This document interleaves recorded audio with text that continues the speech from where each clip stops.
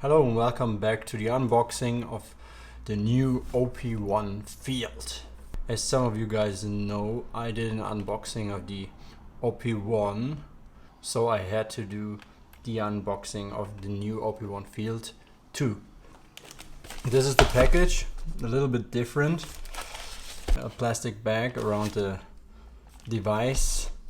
Here it says OP-1 Field, made for iPhone, and that's it.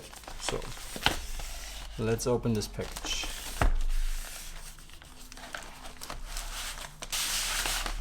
Here it is. Here we have the serial number, styrofoam, held together by two rubber bands.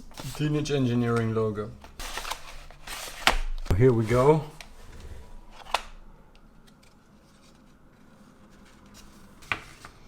There it is. Here's the user guide. I don't think there was a user guide included in the last one. Let's have a look at that later. Two Velcro rings to attach to the bottom of the synthesizer. And a USB-C to USB-C cable. Next paper case. And here we go. This is the OP-1 Field. Put it out. And that's it. The OP-1 always felt like a sturdy, high quality machine with its all aluminum body. This time it's still pretty heavy, even though they made it lighter.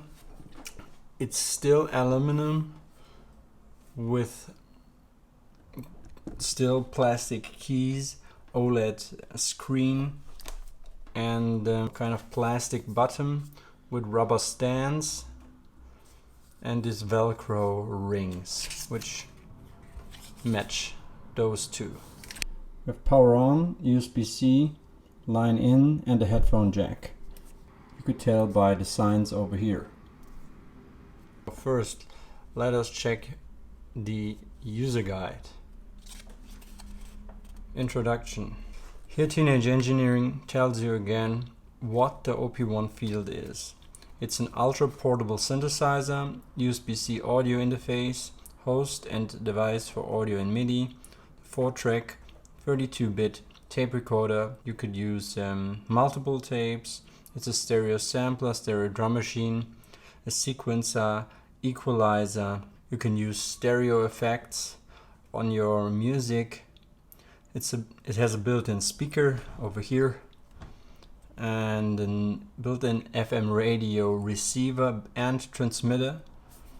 Also accelerometer and gyroscope, MIDI over Bluetooth, and a battery that it's portable and you can use it on the go. So as we can see right here, this is the volume knob. This is the speaker. As I told you before, USB-C audio in, audio out. Here's the microphone, and here's the level meter and charging indicator. What has changed is, I think, they used the buttons in these knobs to actually do something.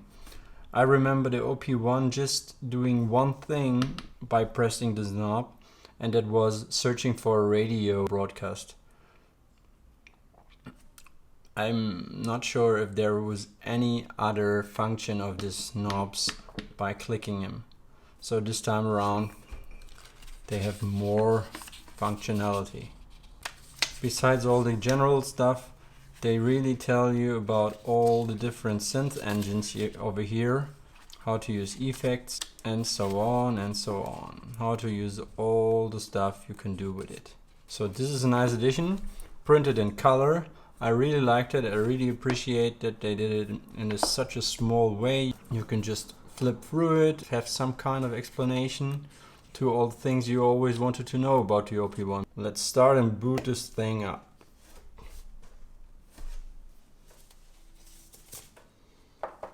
Here we are. We are starting in the tape recorder. There's nothing on it, obviously.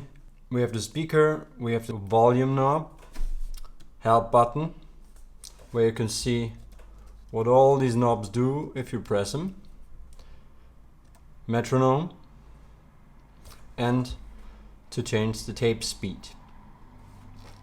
Here you change how many beats per minute your song will have, and if the metronome is on,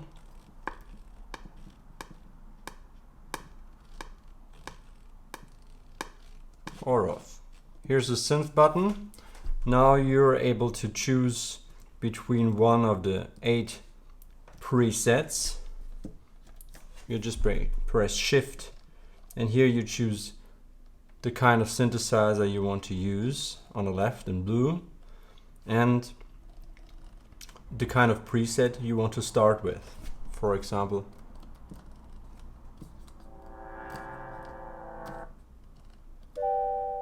mellow.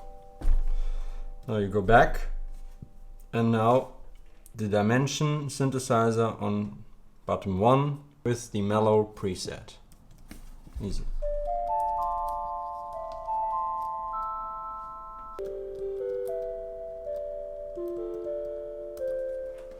The keys feel very, very good. Kind of like on the original OP-1. I think maybe they have a little bit more treble. Maybe they feel a little harder to press. I like that. It feels very good, especially very responsive. That was absolutely great on the original OP-1, how responsive that thing is. If you're used to computers and DAWs and so on, you always have to wait for something. This does not happen with the OP-1. You press a button and you're there. Okay, so synth. Now, as I told you, 1, 2, 3, 4, 5, 6, 7, 8 presets possible. You can choose all the different parameters with these knobs over here. Okay.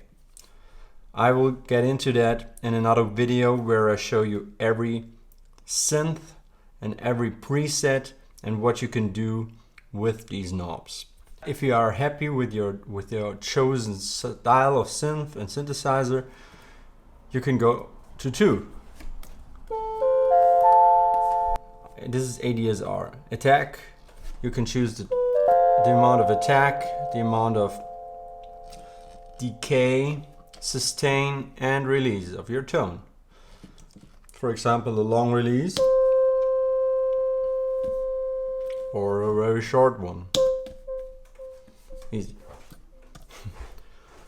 3 is always reserved for the effects. You just go shift and 3 and choose one of the effects you have and apply that to your tone. I'm going into that in another video too. For LFO, you just choose one of the LFOs, for example tremolo,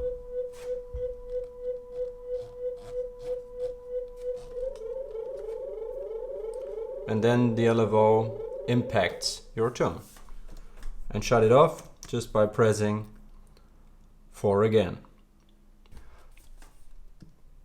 Second, drum. 1, 2, 3, 4, 5, 6, 7, 8. Most of the drums in here are sample drums. You can do the same with the synth. Shift 1 or shift 4, and you just choose whether it's D-Box, it's a drum synthesizer, or you choose one of the drum samples. For example, mini bow. If you go back, it's sampler style because it's a sample.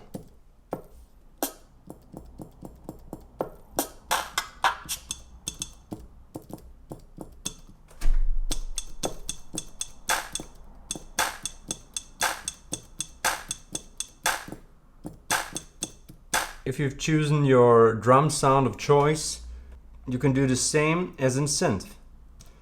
Go to 2. And again, there is ADSR just for drums. It's a little different.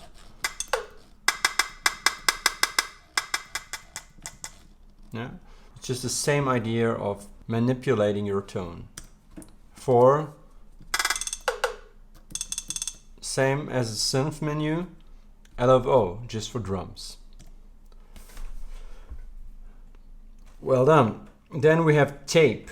Tape is one of the main standout features of the original OP-1, and Teenage Engineering just sticks to this style of recording your sound.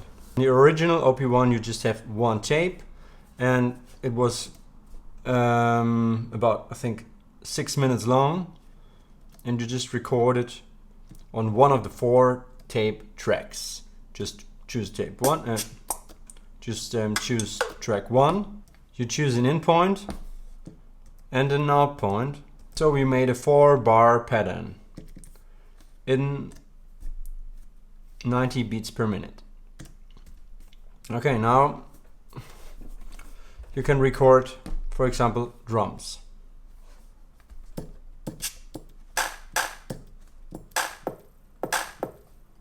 You can record by just pressing record and then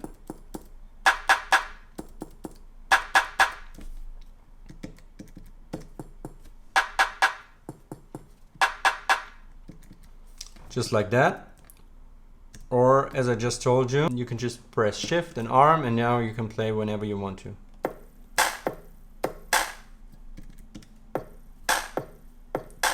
Okay, the sound is great. The sound through the speaker sounds so much better than on the original one. It's a massive difference. Even it's just still a little small speaker, but it's quite nice. You're actually able to do something with it on the go. Okay, you can choose loop on or off. Now let's record some synth, for example, on the first. Okay, let's arm.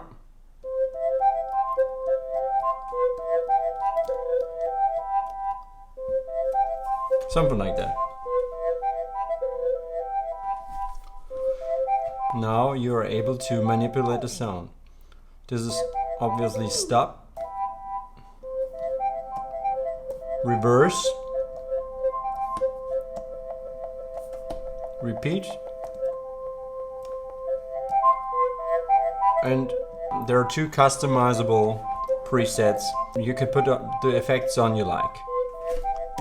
Okay, this is tape with the explanation of the tape functions. You can take your recording up and then it's gone, but it has been copied to your cage. Yeah, and you can put it down again, and now it's there again.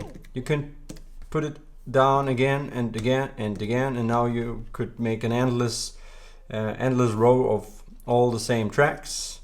Yeah, but of course, if it's there, you can cut it. And now you've got 2 pieces, for example. You can go left and right on the tape, and you could even put it together again, like shift and the scissors. There is another possibility of changing your tape style. This is new to the OP-1 field. There is a Studio 4-track professional studio recording with optimal sound quality, 15-inch second tape speed. We have a vintage 4-track classic model with the lowest tape speed still used in the Pro setting, 7.5 inch per second. Minidisc, magneto-optical data storage with psychoacoustic digital audio data compression. And Porta 4-track. This is consumer high-speed multi-track machine using compact cassette, 3.5 inch per second. If you like the style, you just press new, then it's preparing, and now you have another kind of tape recorder.